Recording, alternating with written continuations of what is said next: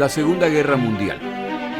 Eventos, personajes, tecnología. Le doy la bienvenida a nuestro episodio del día de hoy. Episodio 93.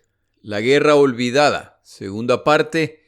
El día de hoy empiezo por compartir con mis oyentes, a los que les gustan las películas de la Segunda Guerra Mundial, con romance o sin romance, que encontré un grupo de Facebook que se dedica a buscar películas de guerra en español. Y tengo entendido que además se encuentran sitios en la red donde se las puede ver gratuitamente. Sorprendentemente, el grupo se llama Películas de la Segunda Guerra Mundial. Vaya usted a saber. Como yo no sé mucho de estos temas, simplemente me limito a comentarles respecto a este grupo y ya usted determinará los detalles, si es una buena opción o no, si es seguro o no, etc. En todo caso, una buena fuente de información que en algún momento utilizaré. Por otro lado, mi podcast ya cumple 2 años. Mi plan inicial eran entre 40 y 50 episodios. Luego cambié a esto entre 50 y 60 episodios. Y basado en el hecho de que hoy grabo el episodio 93, parece que no soy muy bueno tratando de estimar el verdadero esfuerzo que requiere este proyecto. Hace un par de meses anuncié que mi plan es terminar el podcast este año y Luis Velasco me escribe desde Ecuador para decirme que ni de broma acabo este año el podcast al paso al que voy. Estimado Luis, primero que nada, gracias por escribirme y segundo, sigue siendo el plan. Ya veremos qué pasa. Gracias a mis oyentes por escucharme y gracias a quienes me apoyan financieramente. Empezamos nuestro episodio recapitulando dónde dejamos este tema hace algunos meses. Si se fija en un mapa de Asia, verá que Birmania, o Myanmar como se la conoce en la actualidad, es una nación ubicada en el sur de Asia, en el centro del continente. Es uno de los tantos puntos de contacto del continente con el mar. En 1942, y ya que los japoneses controlan Indochina, Tailandia y Hong Kong, saben que controlar Birmania es obligatorio, ya que priva a los aliados de un punto cerca del Japón, bloquea ayuda que se intenta enviar a los chinos y les da un punto de acceso a la India. Como premio adicional, Birmania tiene vastos recursos naturales, incluyendo petróleo, lo que hace a esta nación muy importante para los planes japoneses. Como dato adicional, Birmania era el país número 1 en exportación de arroz a nivel mundial. Los japoneses se lanzan a Birmania, donde los defensores británicos son incapaces de defenderlos. El punto central a defender es el puerto de Rangún, en la actualidad conocido como Yangon, donde llegaban los suministros para chinos y británicos. Desde aquí existía una serie de caminos para llevar provisiones al norte. Los japoneses empiezan su ataque a Rangún a finales de diciembre de 1941 y tras 75 días de ataque, los aliados son expulsados de este puerto. Estadounidenses, británicos, holandeses y australianos se organizan para formar un comando conjunto para coordinar operaciones militares. A este comando lo llaman ABDA, por americanos, británicos, holandeses y australianos. Este comando se encarga de la defensa de la región, excepto China. El combate se realizará en coordinación con tropas chinas, las cuales están bajo el control de Chiang Kai-shek. Por lo tanto, este comando se denomina China-Birmania-India. Los estadounidenses han enviado al teniente general Joseph Warren Stilwell, un personaje con tal magnetismo personal que se ha ganado el apodo de Vinagre. El objetivo principal de Stilwell es actuar como punto de contacto ante el gobierno de Chiang Kai-shek y asegurarse que las provisiones y el equipo enviados a través del plan de préstamo o arrendamiento estadounidense llegue a las manos a las que debe llegar y se utilice para los fines aprobados por los estadounidenses. Las relaciones que establece el estadounidense Stilwell no ayudan mucho al entrar en conflicto con los chinos, con los británicos y aún con miembros de otras ramas de las Fuerzas Armadas estadounidenses. Los chinos bajo el mando de Chiang Kai-shek cuentan con más de 4 millones de soldados, lo que es impresionante considerando las múltiples facciones que se disputan el liderazgo dentro de China. Estos millones de soldados, sin embargo, son parte de un ejército poco entrenado y que carece de los medios necesarios para combatir a los japoneses en esta guerra.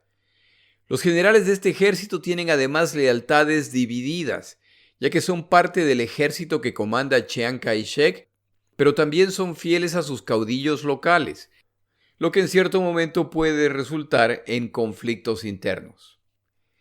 Al final, la defensa británica de Birmania colapsa, por lo que se solicita el envío de tropas chinas para ayudar a defender Birmania, o los británicos serán completamente eliminados. Chiang Kai-shek pone las tropas chinas para esta misión en manos de Stilwell. La prioridad es crear al menos un perímetro para detener el avance japonés hacia el norte. Si se pierde Birmania, la India y la China son las siguientes en la lista. Estos planes de defensa van realmente mal, no logran detener a los japoneses en su avance. Los británicos al final deben aceptar su derrota y deben retirarse en una marcha de 150 kilómetros para llegar a la seguridad de la India. Este grupo de combatientes británicos, birmanos e indios llegan finalmente a la India tras una retirada de 1.500 kilómetros el 16 de mayo de 1942. 12.000 combatientes sobrevivientes llegan. En el proceso han perdido más de 13.000 combatientes, entre muertos, heridos, capturados y desertores. El Imperio Británico pierde una colonia más en Asia, lo que pone a los japoneses a las puertas de la colonia más grande que les queda a los británicos, la India. El 7 de mayo de 1942, el comandante estadounidense Stilwell, a cargo de las tropas chinas que también han sido derrotadas, y su grupo más cercano inician el escape también hacia la India. El 14 de mayo de 1942, este grupo llega a unas chozas que marcan la frontera entre India y Birmania. Ya en la India y desde la ciudad de Delhi, unos días más tarde, el nuevo héroe estadounidense, el teniente general Joe Vinagre Stilwell, es invitado a dar una rueda de prensa. Para entonces los detalles han evolucionado y esta acelerada retirada en medio del pánico está tomando matices más bien de heroica retirada estratégica. Stilwell lo sabe y puede ayudar a su nación con palabras de aliento en estos días en que la guerra está tan complicada. Cuando llega el momento para que hable Stilwell, en su estilo muy personal y avinagrado, declara: «Nos han dado una paliza infernal. Los japoneses nos han echado a patadas de Birmania y esto es vergonzosamente humillante. Soy de la idea que debemos determinar las causas y luego regresar a Birmania para retomarla». No son exactamente las declaraciones que hubieran esperado quienes lo entrevistaban. Retomamos aquí el relato de los eventos en este frente de batalla. A la guerra en Birmania, que involucra además a la India y a la China, se la llama la guerra olvidada por múltiples razones. Entre todo lo que ocurre en Asia y en el Pacífico, los eventos de Birmania son vistos como secundarios por los aliados. No tiene los recursos suficientes para abastecer todo y Birmania y sus alrededores deben esperar. No es que los aliados ven a Birmania carente de importancia, pero los recursos que se intentan o que se necesita enviar normalmente ya están asignados a otros frentes, por lo que este campo de batalla recibe lo que sobra o no recibe nada. Por otro lado, las prioridades británicas y las estadounidenses empiezan a entrar en conflicto. Para los británicos, la estrategia aliada debe ser Alemania primero, por lo que los recursos dirigidos a Asia son una distracción. Pero no pueden desentenderse completamente de esta zona, ya que los japoneses han tomado Birmania, colonia británica con facilidad, lo que sigue erosionando la imagen del imperio. No solo eso, sino que en el proceso han capturado tropas indias, entre las cuales se encuentran algunos combatientes que están dispuestos a cambiar de bando para luchar junto con los japoneses por la independencia de la India.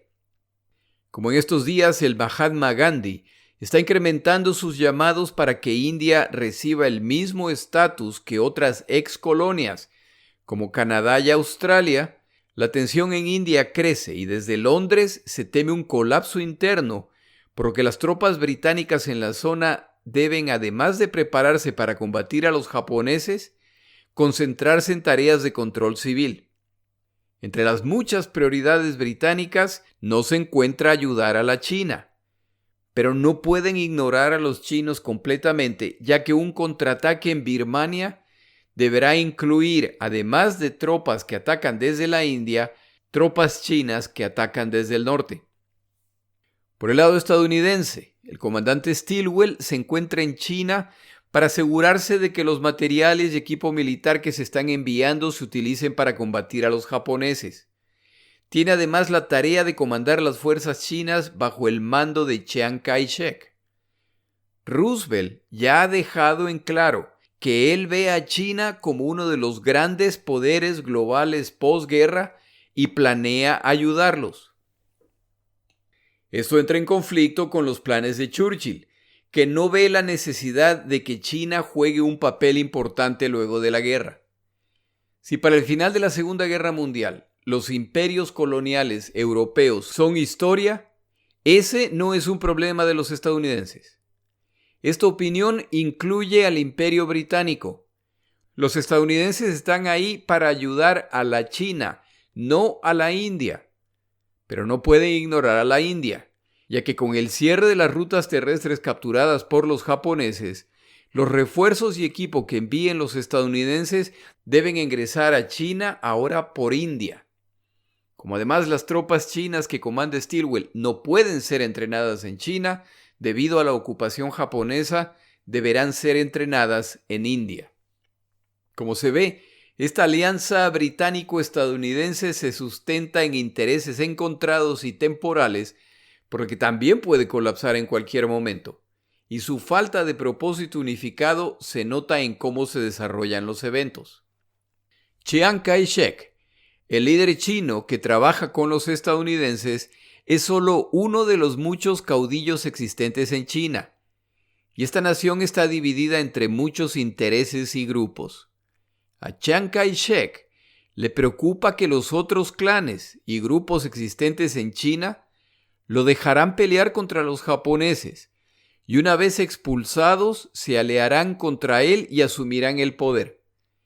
Le preocupa en particular un líder de estos grupos llamado Mao Zedong, convencido comunista marxista-leninista y miembro fundador del Partido Comunista Chino. Por esta razón, cuando los estadounidenses envían equipo o armamento, Chiang Kai-shek toma una parte y la almacena para cuando esta guerra termine poder defenderse del resto de los grupos de China. Esa práctica, parte precaución y parte corrupción, a los estadounidenses no les hace ninguna gracia, ya que ese no es el propósito de su ayuda. Los estadounidenses están ahí para derrotar a los japoneses. Chiang Kai-shek tiene intereses a más largo plazo. Regresamos al punto en que Stilwell ingresa a India luego de su marcha forzada para escapar de los japoneses. En mayo de 1942, este hombre de 60 años llega a la India luego de una caminata forzada en que pierde 20 libras que ya de por sí no le sobraban, y además sufre de ictericia. A pesar de esto, regresa al trabajo inmediatamente. El plan propuesto por Stilwell a su jefe local, Chiang Kai-shek, es crear una fuerza de combate de alrededor de 100,000 chinos. Esta fuerza deberá ser enviada a la India para ser entrenados ahí. Oficiales de rangos medios serán escogidos por los chinos, los comandantes principales serán estadounidenses, hasta que oficiales chinos sean entrenados y tengan suficiente experiencia para asumir estas responsabilidades. Stilwell también contacta a sus supervisores en los Estados Unidos de América y solicita una división estadounidense para ser puesta bajo su comando a fin de reiniciar la reconquista de Birmania. Deben aprovechar la pausa resultante de las lluvias anuales del monzón que han empezado, por lo que paraliza casi completamente a todos los combatientes.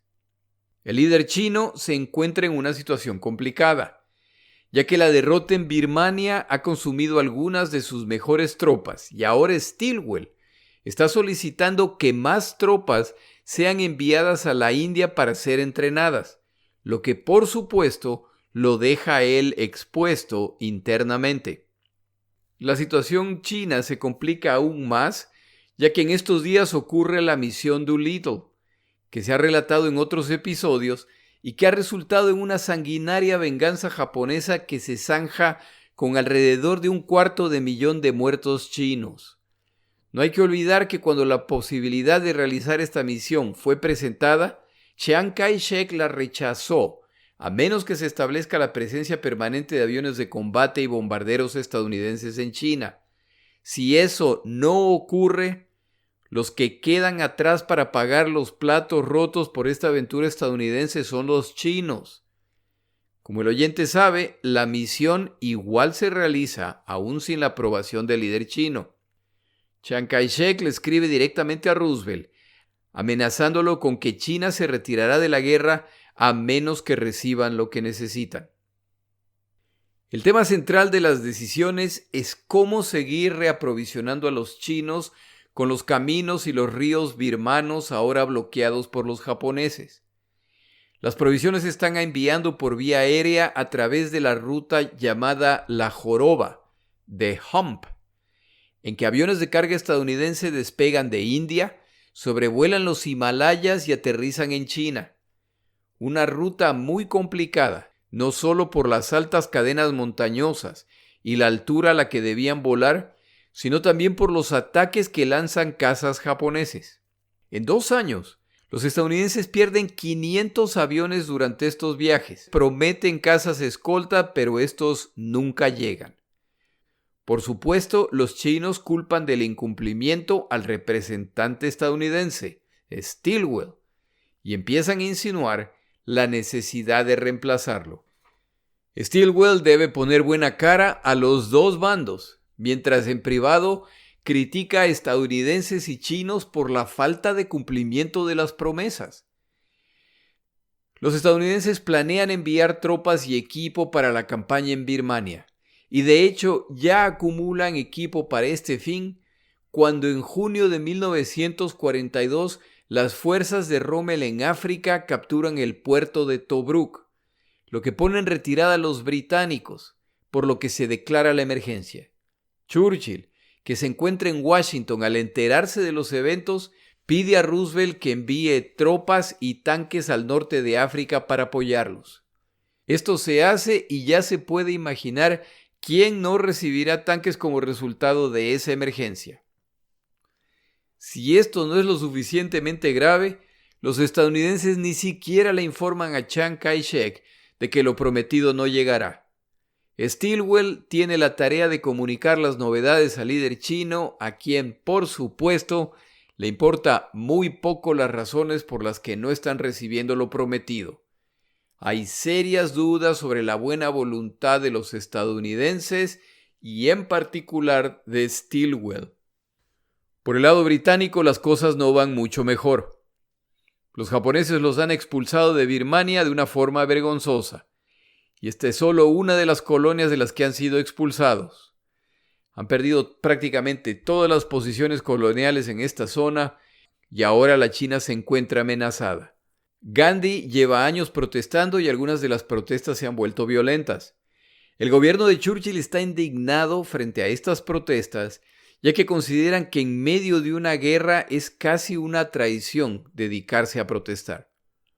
En agosto de este año, Gandhi es arrestado y a pesar de sus pedidos se desatan violentas protestas en Delhi. El comandante británico William Slim ha sido puesto a cargo de la 15ª División Armada cerca de Calcuta. Tal como Stilwell, Slim quiere reiniciar el contraataque en cuanto sea posible. Sin embargo, el avance japonés indica que India es la siguiente en esta invasión y debe prevenir esto antes de emprender un contraataque, para el cual tampoco cuenta con fuerzas, por lo que es simplemente un ejercicio teórico. Entre el posible ataque japonés y la revuelta social que está ocurriendo en India, Slim tiene las manos llenas al tener que proteger líneas ferroviarias y zonas que están siendo saboteadas debido al conflicto. Pero los británicos están enviando fuerzas adicionales poco a poco, por lo que Slim y su comando se van fortaleciendo. Slim y Stilwell combinan esfuerzos para entrenar a sus fuerzas. Las fuerzas indias que apoyan a los británicos y las chinas que comanda Stilwell. Esto requiere que decenas de miles de chinos ingresen al territorio indio para entrenar, lo que ya ha puesto nervioso al virrey indio, quien ve a los japoneses acercarse desde el sureste, a los indios internamente que quieren independizarse de Gran Bretaña y ahora chinos que se encuentran dentro de su territorio en medio de una crisis alimentaria en que la población empieza a padecer de hambre mientras estos extranjeros son alimentados. Las cosas podrían empezar a ir terriblemente mal para la India si algo sale mal. Muchos de estos problemas no se resuelven al nivel de Stilwell o Slim, sino a niveles mucho más altos en Londres y Washington, por lo que muchas veces su tarea es simplemente expresar sus posiciones y frustraciones y esperar. A veces de repente se produce un cambio a su favor, a veces en su contra, y ellos solo pueden intentar imaginar qué pasó a qué nivel que de repente las cosas han cambiado. Lo que sí se aprueba en estos días es la construcción de caminos a través de los Himalayas para conectar India con China. La idea es aprovisionar a los chinos, mover tropas y equipo para la reconquista de Birmania a través de esos caminos. Se emprende entonces un esfuerzo titánico para construir estas rutas para conectar con China. Para finales de 1942, eventos en otros campos de batalla siguen impactando esta área del conflicto. En agosto se inician los combates en Guadalcanal y se transforma en una campaña mucho más grande de lo anticipado, por lo que requiere recursos adicionales. En noviembre se produce el desembarco aliado en el norte de África, lo que también requiere combatientes y equipo. Birmania, India y China siguen en la lista de espera. Tomamos una breve pausa.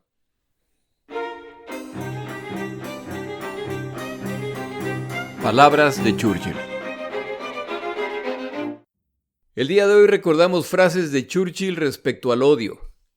Estas frases me llaman la atención ya que vienen de un hombre que participó en las dos guerras más sangrientas de la historia de la humanidad y cuyas heridas vemos hasta el día de hoy. La primera frase dice: el odio es una mala guía. Nunca me he considerado un buen odiador, aunque reconozco que a veces el odio ha añadido un estímulo a la tenacidad.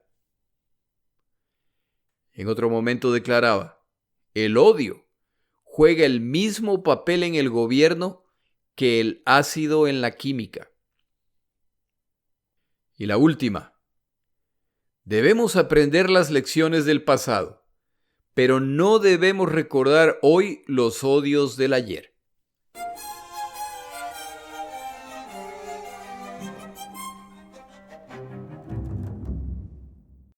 Y ahora llega 1943, con todos los cambios que ocurren a nivel global. El esfuerzo aliado en esta zona del conflicto sigue sin recibir todo lo que necesita, pero no puede ser abandonada completamente para no permitir que los japoneses se consoliden. Los estadounidenses siguen temiendo por China, los británicos por India. Durante la conferencia de Casablanca a inicios de 1943, donde los británicos han logrado su objetivo de apoyar una campaña en el Mediterráneo, los estadounidenses a cambio exigen que los británicos lancen una campaña en Birmania para apoyar los esfuerzos estadounidenses en el Pacífico. Incluso entre los estadounidenses hay divisiones respecto a cómo se debe pelear esta campaña. Claire Chennault, comandante de los Tigres Voladores, que para este momento ya han sido disueltos y absorbidos por el ejército estadounidense, es de la opinión que los estadounidenses necesitan una presencia fuerte de su aviación. Entre cazas y bombarderos serán capaces de derrotar a los japoneses, tal como lo están haciendo en Europa con Alemania. Como veremos, ese no es el caso, pero esa es la interpretación de Chennault. Stilwell está en desacuerdo. Las bases estadounidenses en Birmania ya fueron arrasadas al inicio de la guerra, que le hace pensar a Chennault que no volverá a suceder. Como Chennault y Stilwell tienen apoyo de personajes de alto nivel en Washington, el debate no se cierra a este nivel y no queda claro quién prevalecerá. Hay quienes son de la opinión que Chennault debe comandar a sus fuerzas independientemente y quienes consideran que Stilwell debe ser el comandante a cargo de todas las operaciones, incluyendo la Fuerza Aérea de Chennault. Se acuerda el entrenamiento y equipamiento de 30 divisiones chinas, lo que sería probablemente suficiente para proteger a China y al gobierno de Chiang Kai-shek. Estas divisiones serán entrenadas en la India. Por el lado británico, el coronel Ord Wingate, quien se encontraba en Birmania durante la invasión japonesa, sugiere una nueva estrategia para enfrentar a los japoneses, a pesar de lo limitado de sus recursos. Wingate favorece una estrategia de guerra de guerrillas, inicialmente en China y ahora en Birmania. Su propuesta es realizar penetraciones de largo alcance dentro de Birmania a través de operaciones de fuerzas especiales. Estas fuerzas estarán organizadas en grupos de 200 combatientes que operan independientemente del resto de grupos. Cada grupo se interna en Birmania por separado y se dirigen hacia su zona asignada para empezar a ejecutar actos de sabotaje en redes ferroviarias, caminos, líneas telegráficas, bodegas de alimentos o munición. A este grupo se lo conocerá como Chindits. Estos son seres mitológicos birmanos inmortalizados en estatuas que los birmanos ubican delante de sus templos como defensa ante el enemigo.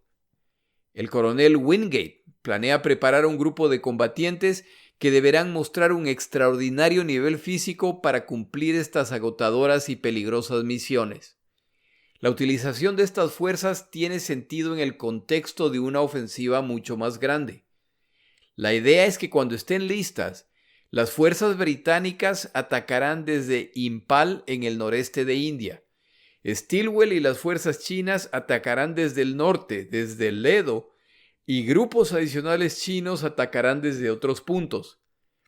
Las fuerzas de los Chindis de Wingate entonces empezarán a realizar actos de sabotaje y atacar la retaguardia japonesa en apoyo a estas operaciones.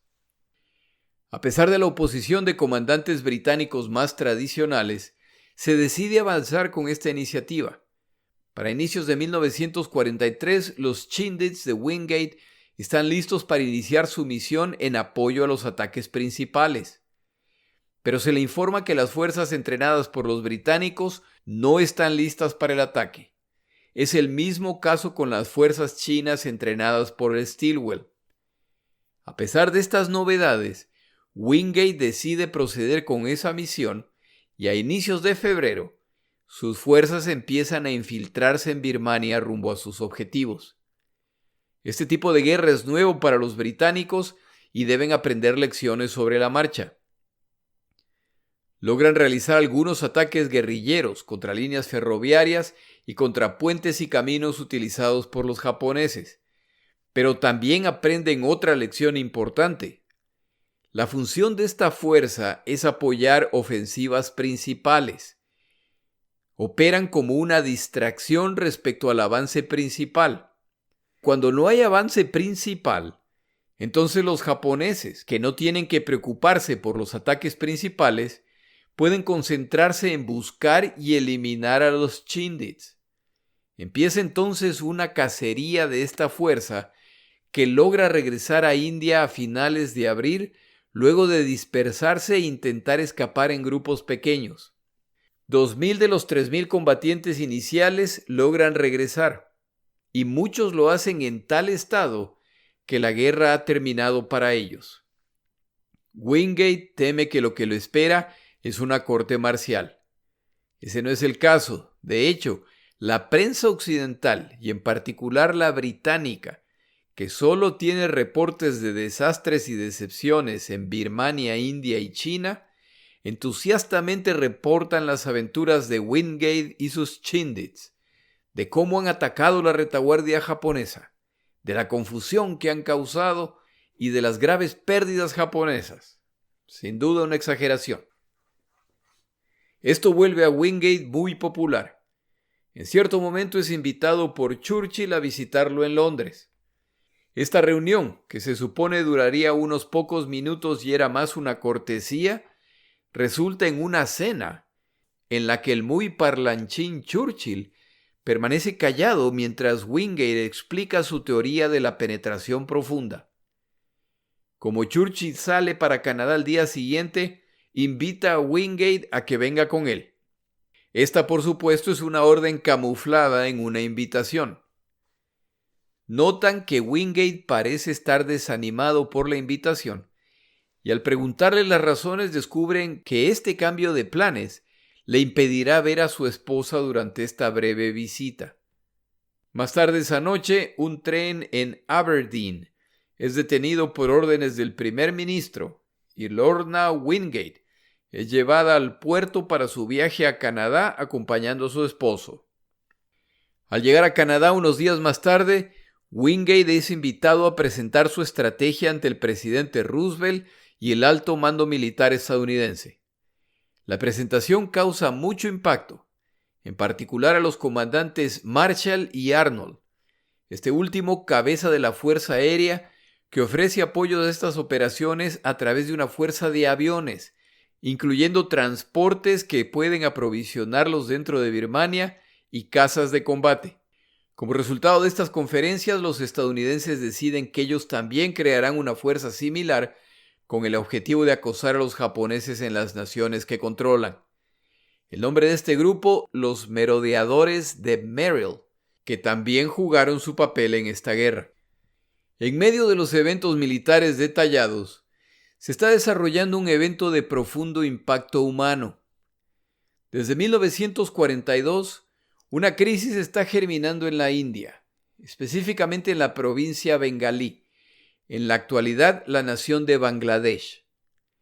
Esta zona sufre de sequías desde el inicio de la década de 1940, lo que impacta la producción de alimentos. El punto más grave de la sequía es el año 1941, a finales del cual se desata la guerra en el Pacífico. Birmania contaba con una gran población de ciudadanos indios que habían inmigrado junto con los británicos en busca de oportunidades de negocios.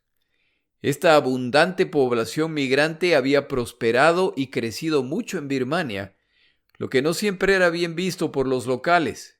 El avance japonés resulta en revueltas civiles que se aprovechan también para apoderarse de propiedades abandonadas, y esto incluye propiedad británica y propiedad de los indios, que ahora son forzados a abandonar el país.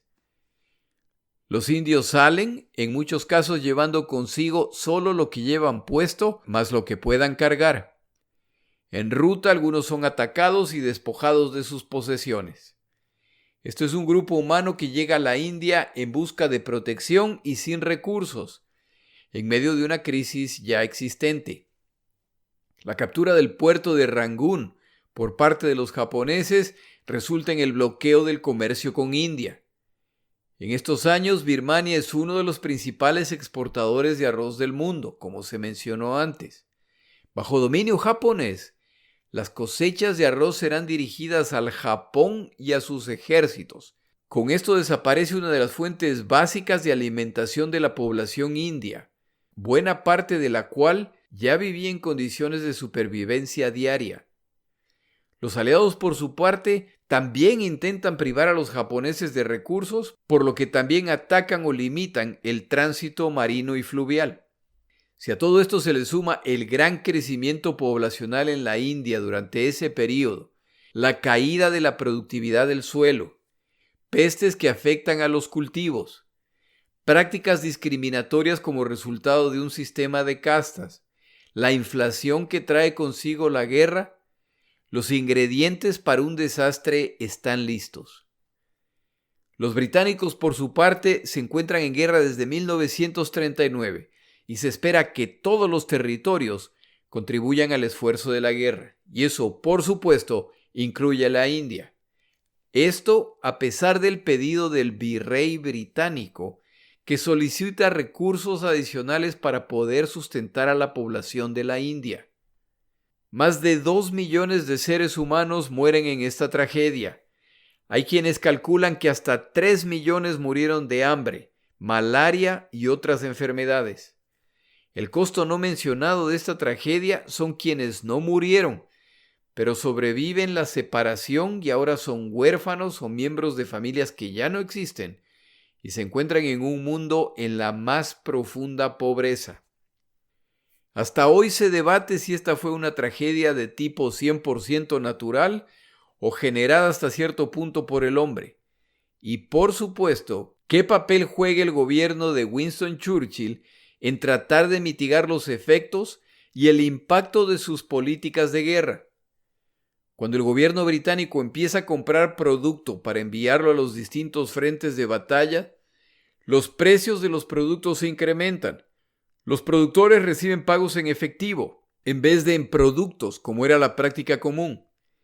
Y la inflación resultante de esta nueva práctica erosiona el valor de su dinero, por lo que quienes venden sus productos pueden cada vez comprar menos.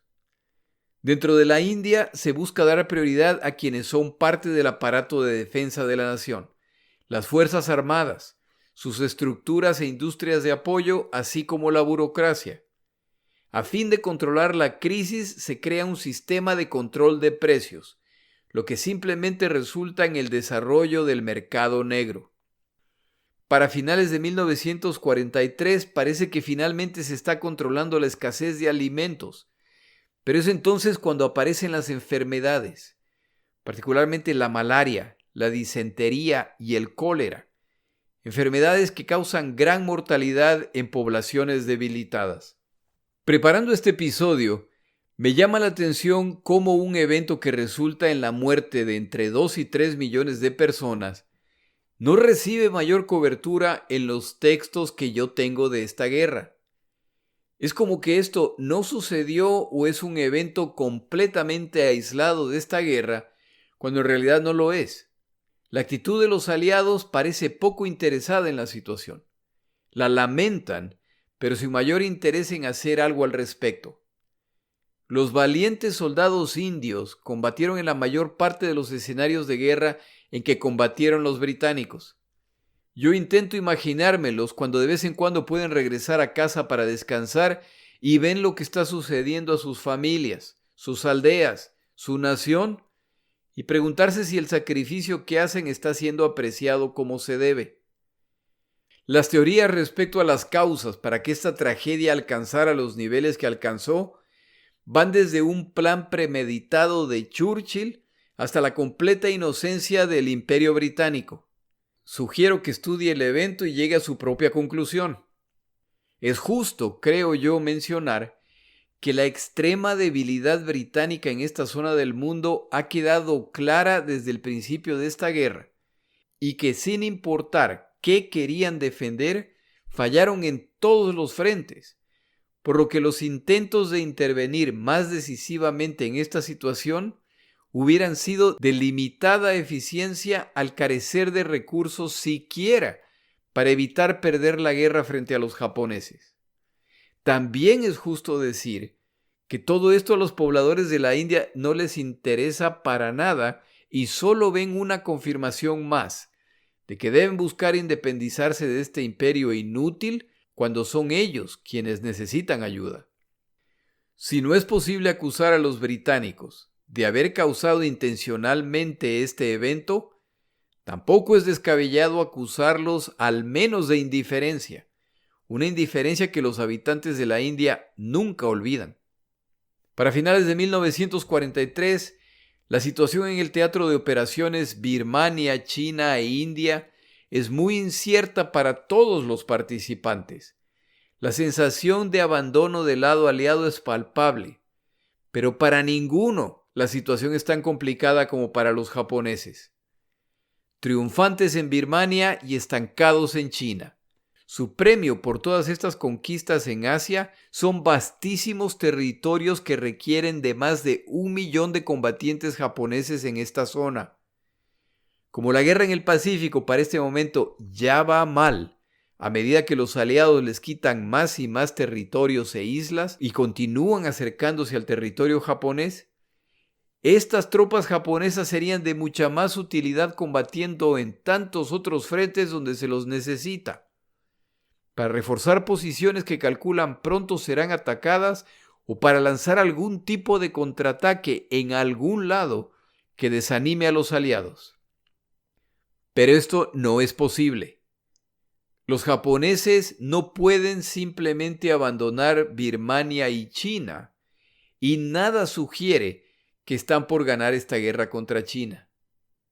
Ellos no pueden abandonar estas naciones, ya que si lo hacen, entonces los aliados abrirán bases navales y aéreas en la costa china y atacarán al Japón desde ahí, lo que por supuesto sería un desastre que les cuesta la guerra. Los japoneses ya tienen un desastre sin solución en sus manos, y el destino de esta guerra ya no depende de ellos.